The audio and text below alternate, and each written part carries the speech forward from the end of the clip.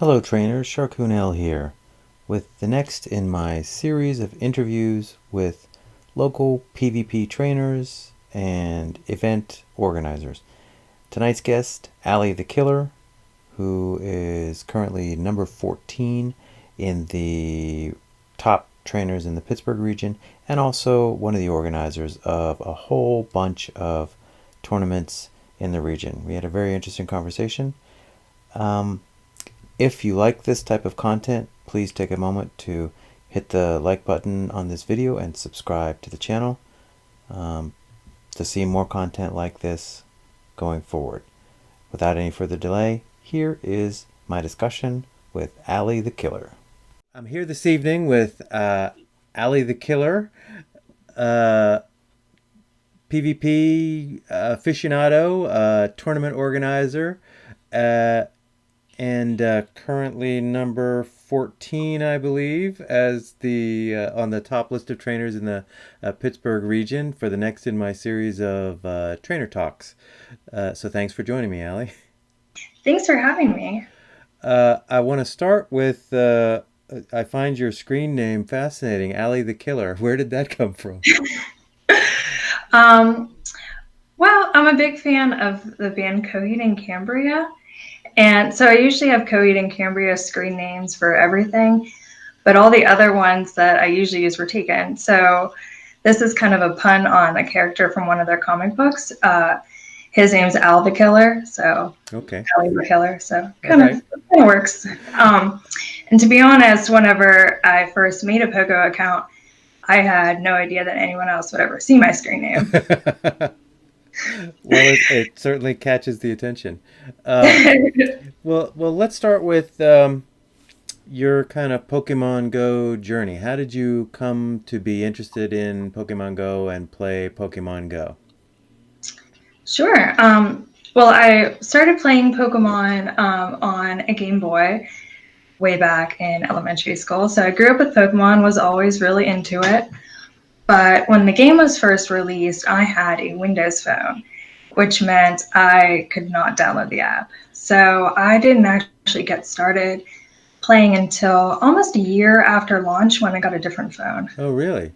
Yeah, so once I was able to download the app, got I got hooked into it Hello there. and really hit the ground running and haven't stopped since. Well, you're the first person I've talked to that wasn't started on day one and kind of went crazy, or started on day one, played for a while, and then came back. Uh, how was that starting a year into it? Did you feel that you were playing catch up, uh, or was it before like raids and stuff came in? It was probably about a month or two before raids. So it was when the old gym system was still around. So Yeah, I I was kind of really, almost completely missed the old gym system. yeah. So I was really kind of perplexed by that whole thing and was kind of told by other trainers just to not worry about that for now and that it was Yeah. really hard. So I was mostly focused on just catching Pokemon and doing my own thing whenever I first started. And did you hook up with the raid group and other people in your local area to kind of get you started and get you into it? Yeah. Almost right away, I found out from other people that there was a Discord app. And I believe it was Zapdos, right? That was out in the very, very beginning. Yeah. But we just had huge turnouts whenever anybody posted a raid, and there wasn't very many to begin with, but it was almost like a grassroots kind of verbal, hey, we're going to do this raid, and we just showed up to a raid, and there was like 30 some people, and it was just really big numbers, and it was really exciting to be able to do that with everybody and see everybody out playing. Uh, and you raid in the Wild West region in the Pittsburgh Discord territory. Yes, yeah. Well, how did you get into PvP? Was it something you were looking forward to the whole time, or did you have to be convinced? Well, I always thought it would be fun because that was kind of one of the things I thought was most fun playing Pokemon. was always just getting to battle each other. So I was looking forward to it. And someone had asked me, EXO was like, whenever Sylph announced that they were going to be doing the Boulder Cups, he was like, hey, we should host one. I was like, oh, yeah, that's a great idea. So we got in contact with some other people from the Pittsburgh Pokemon Go Discord about how do we go about doing this, and we made it happen. Well, walk me through that because that's one of the things I wanted to ask about. I've been talking to trainers. I've talked to EXO, and I talked to Rhino City, who has been organizing stuff for the Firestorm. And I know everybody on the Pittsburgh Discord. There's a whole group of people that are cooperating to try to set up all the tournaments and stuff. But walk me through the steps of how that works, because a lot of people who might be watching this and even doing PvP don't have an understanding of what you have to do to sort of set that up and organize it. Sure. So basically, whenever I want to go to host a tournament, I can go on the Sylph website, and Pokemon Go Pittsburgh is kind of the community that all our tournaments in Pittsburgh are registered under. So if you wanted to host a tournament in Pittsburgh, I would suggest getting in contact with someone on the mod team, and they could kind of talk you through it and getting set up. But I create the tournament in the on the Sylph website. And did you have to get set up with your Sylph account so that you're like a Sylph affiliate, or I mean, I can't just go in with my Sylph account and create a tournament, right? Well, we could create it for you and then add you as a tournament staff member. Okay. So then after you create the tournament, you kind of publicize it on Discord, or how do you get the word out? Absolutely. So once we create a tournament, it'll show up on the Sylph map so that anybody searching for a tournament can find it. And we also create a channel in our Discord so that people know about it and promote it on there. Well, I think I was there at the first one. The Boulder Cup in January was the first one, right? Mm-hmm. How did that go? How was it? What you expected? Did it go smoothly? I don't remember a lot of. Well, I guess maybe there were a little bit of technical issues at the January one. So tell me how smoothly or not smoothly did that go? So we did that one right after Community Day, and because it was in January, we did it in the local mall food court. So that was not a bad venue, and everybody was already together for Community Day, so we just threw that together. As far as using the Sylph's website, it was pretty easy to use. There was just a little bit issues with navigation between the different windows, and that was mostly due to people being kind of unfamiliar with using it. And I actually didn't realize myself, as the tournament host, I wasn't switching back and forth between my player window and the tournament window because I didn't bring a laptop, so I was just doing it all on my phone. So all my results I inputted through, so it shows staff corrections for all my tournament results, and that was, but you know, I learned. It still worked. It just showed that I had staff corrections because I input all my results on the wrong screen. So you've hosted or set up a number of tournaments now, so at least 4 or 5, right? 3 or 4. So I've done one of each of the cups, and then usually throughout the month I'll do another Great League Cup. And the 1 month, instead of a ranked Great League Cup, we had a PvP 101 event. So we had a little bit of coaching by Retrocity that you interviewed already. And so he was kind of helping newer players get set up and talk about how to go about creating a team. And then we did a little fun unranked tournament. It was during March, so we did a rainbow team for St. Patrick's Day. Yeah, and that was a lot of fun too.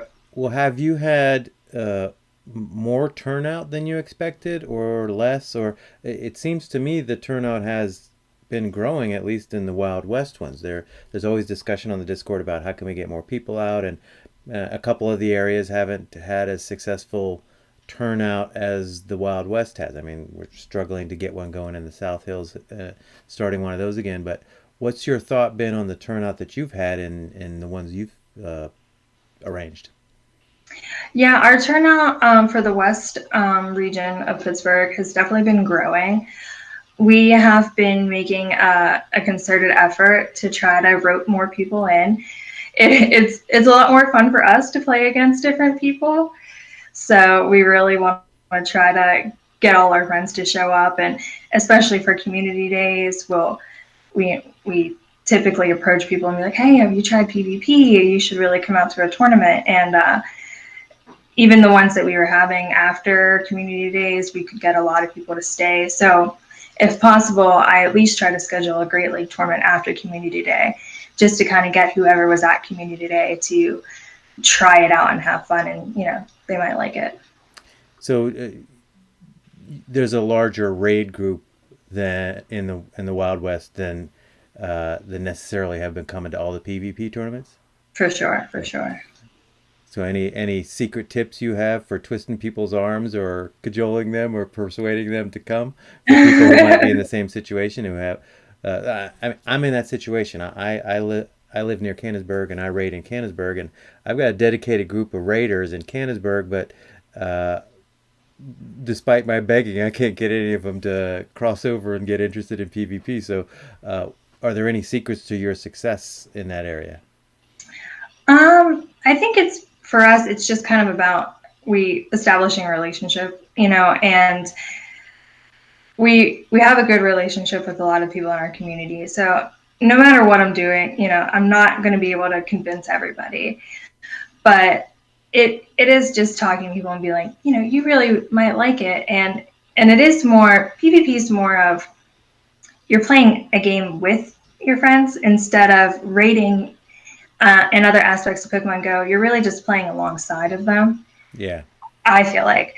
So if I can just get somebody to try a Great League tournament or an unranked tournament, to realize that you're playing with each other now or against each other. And it's just a different dynamic. But we try to make our tournaments fun, try to schedule them at places with food usually. Market District has beer, so that's a big allure for some people. Yeah. We usually try to do prizes. Now that the Sylph Arena team has the official buttons and the stickers, so we do hand out the buttons to all the tournament participants to just give them a little something to try to get them to show up. And usually we have another prize or trophies, something like that. How did the maple syrup trophy come to be for the Wild West? Well, maple syrup is in our official channel topics. Yeah. How it got to be. What's the lore there? I'd say it probably really started to when there's a gym called the Coventry Log Cabin in the Wild West region. So there was some allusions made to the log cabin maple syrup. And when that gym, it got added kind of recently. So there was a big territorial battle over this gym, who could get gold in it first. And that, there's some syrup debates going on in the Wild West, mainly should you refrigerate it or not. That's a very hot button topic, which I don't recommend bringing up unless you want a long discussion. Wow, I hadn't even thought of that. I was lucky enough to get one, and I haven't refrigerated mine. I hope I don't poison myself. Let's talk about, in terms of your interaction with this Sylph Road, do you coordinate with, I don't know if you saw, I interviewed Mel, who's our regional Sylph Road muckety muck, I guess. Do you coordinate with her in terms of Sylph issues, or are there anything like that, or is it really as simple as once you know how to initiate the tournaments, that's all you need? So once I know how to initiate the tournaments, that's really all you need to get started. I do communicate with Mel and the other Sylph staff members usually when there's an issue.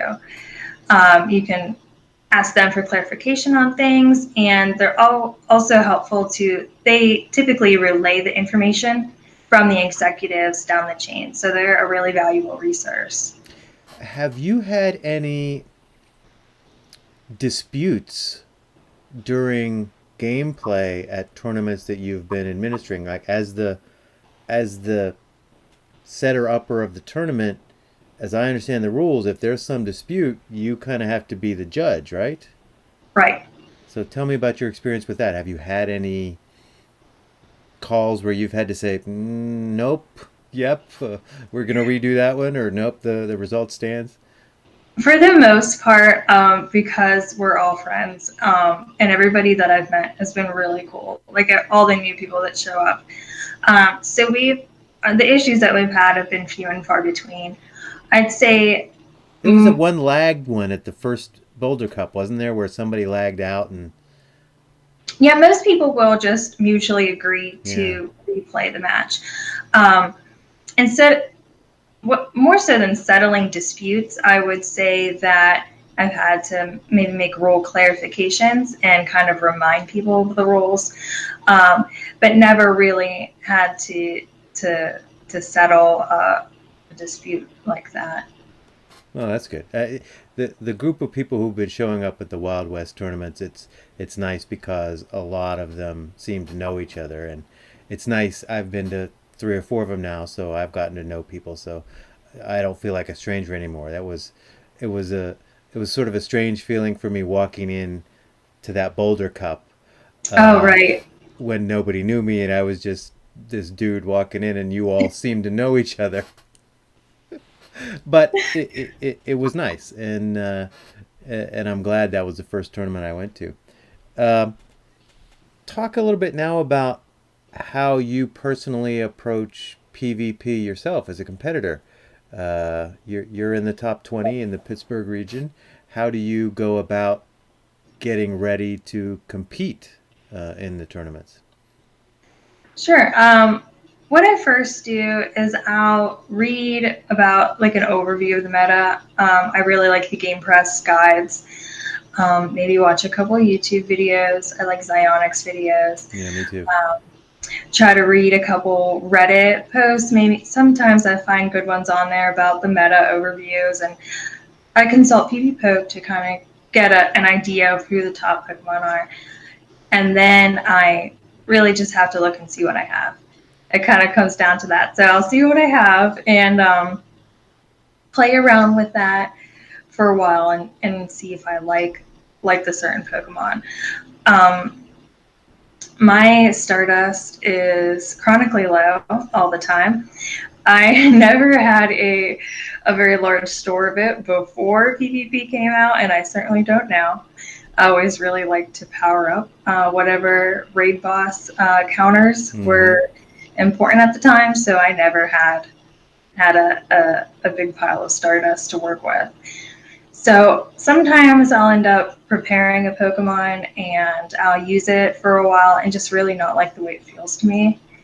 And so then I might end up swapping it out, but just I end up practicing and just making a team that I feel comfortable with. And then when it comes to time to go to the tournament, I always make note cards that have the each of my team of 6 with the relevant matchups on it, just to help me remember and that I can just look down at in the moment, so I don't have to double think about it or How something. deep do you go into the numbers? The last two cups I've gotten into, spreadsheets and all the PV poke scores and how's it do with zero shields or two shields. I'm not 100% certain that at the end of the day helped me win anything because I mean there's rabbit holes you can just go so far down and get your brain so turned around with details. So how much detail do you go into? I gotta be honest, not a lot. I have messed around with the rank calculators, and I just don't find it particularly useful for me. I don't, I don't. It's not fun for me to get that nitty Yeah. gritty with it. Um, I do like PvP because I get to use different Pokemon that I normally wouldn't use, and seeing those other ones in battle are more fun for me. So, and it's mostly, I can look up a Pokemon that everybody says is going to be really good, but if I can't, sometimes they just don't feel right for me to use them. Like I just don't like them. Um, maybe I just can't seem to get the hang of using one. Like say if it's more squishy, Yeah. Then I just and I see what works well together for me and what Pokemon complement each other. And how much practice do you do? So I at least battle every night with my husband, and then I'll try to kind of battle some of the other people that around here, like Exile XO and Richosity and Fist of Fate. I'll battle them to get some more practice in. You're ultra friends with all of them. Yeah.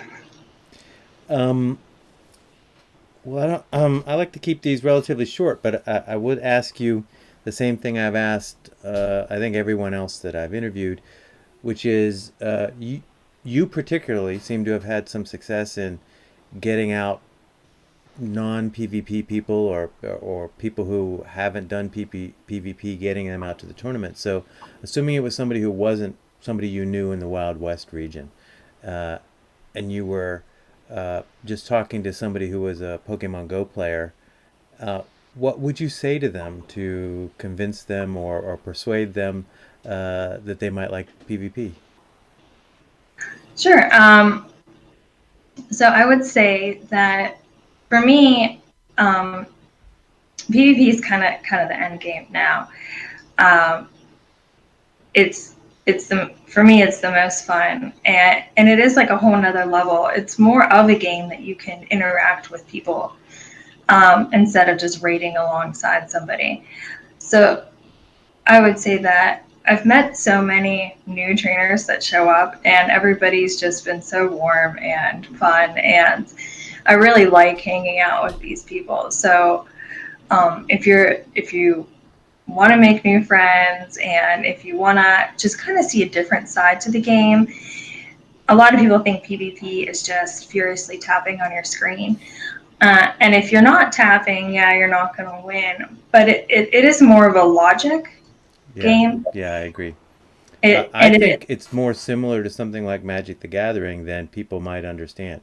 It's understanding rule sets and how pieces, Magic cards versus Pokemon, and how they interact with each other and what the advantages and the disadvantages are. Now, there's a timing aspect to it of, okay, when somebody switches in and you need to switch out, you have to do that quickly and you have to tap fast. But it is more of a mind game than just somebody watching two people battle, knowing nothing about it, might understand. And I really like how you put it, uh, comparing PvP to the other aspects of the game, where PvP is actually playing with somebody versus just playing alongside them. I haven't heard anybody put it that way before, and I think that's a very perfect uh, way to illustrate what you're talking about.